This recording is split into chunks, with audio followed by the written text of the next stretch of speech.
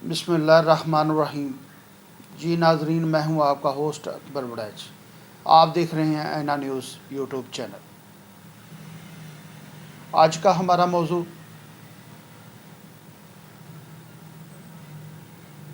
खैबर पख्तूनख्वा के इलाके में सैलाब की वजह से बहुत सारी जानें ज़ाया हुई।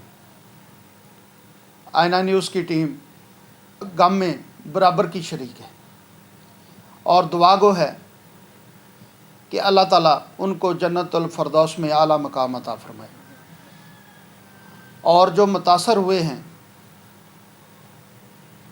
अल्लाह ताला उनके गम में आसानियाँ अता फरमाए, और जो लोग लापता हैं, जो अभी तक सैलाब की वजह से मिले नहीं, कुछ ऐसे हैं जिनका तो हमने जनाजा पढ़ लिया, वो तो हम भूल जाएंगे, लेकिन जिनको हम ऐसा खो चुके हैं कि जिनका अभी तक पता नहीं कि वो ज़िंदा हैं या मर गए हैं, अल्लाह ताला उन पर भी आसानियाँ अता फरमाए। बारिश की वजह से कराची, सिंध, KPK, टेक्सला, पिंडी, कोई शहर ऐसा नहीं बचा जहाँ पे सैलाब ना आया हो, जहाँ पर सैलाब ने अपनी दास्तान ना छोड़ी हो। इतने घर उजाड़े इस सैलाब ने। एक घर के 22 अफराद इस सैलाब में बह गए। एक घर के 8 अफराद इस सैलाब की जद में आ गए। तकरीबन सैलाब में बह जाने वालों की तादाद 300 के करीब लगभग है, और 200 के करीब जो अफराद हैं वो लापता हैं। इतनी तबाही मचाई है इसने, और इलाके के इलाके सैलाब की जद में आ गए, और तकरीबन कहते हैं कि एक ढांचा रह गए, वो भी नहीं रहा। सैलाब ने ऐसे सफाया किया कि जैसे इधर कोई चीज़ ही नहीं थी, यहाँ पर कोई मकान ही नहीं था, यहाँ पर कोई रहायश ही नहीं थी। इस तरह सफाया किया। अल्लाह ताला माफ़ करे,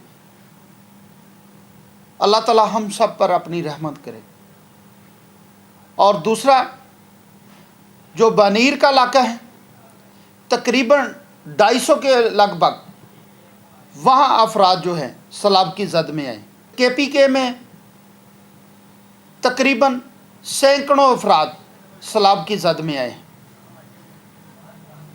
स्वात, बाजोड़, शांगला, बगड़ाम, ये इलाके जो सैलाब की जद में आए हैं, जिसमें बहुत सारी फैमिलियां, एक ही घर के अफराद जो इस सैलाब की जद में आ गए। उसके बाद कश्मीर में बारिश की वजह से, तूफान की वजह से, सैलाब की वजह से एक ही घर के 6 अफराद जो हैं वो इसकी जद में आ गए।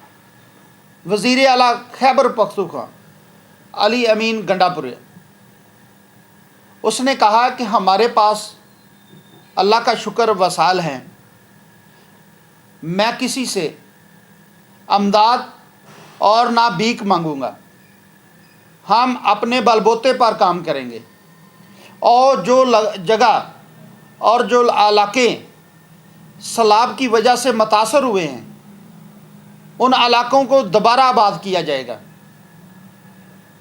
और वज़ीर आला जो खैबर पख्तूनख्वा है, जो KPK की हुकूमत है, अमीन गंडापुर, उसने कहा कि फ़ौज हमारे साथ मुकम्मल तावन कर रही है, और देखा भी जा सकता है कि फ़ौज ने कोई ऐसी जगह नहीं جب ہمیں مشکل پڑی ہو اور فوج نے ہمارا ساتھ نہ دیا ہو، فوج نے ہماری لیے قربانیاں نہ دی ہوں،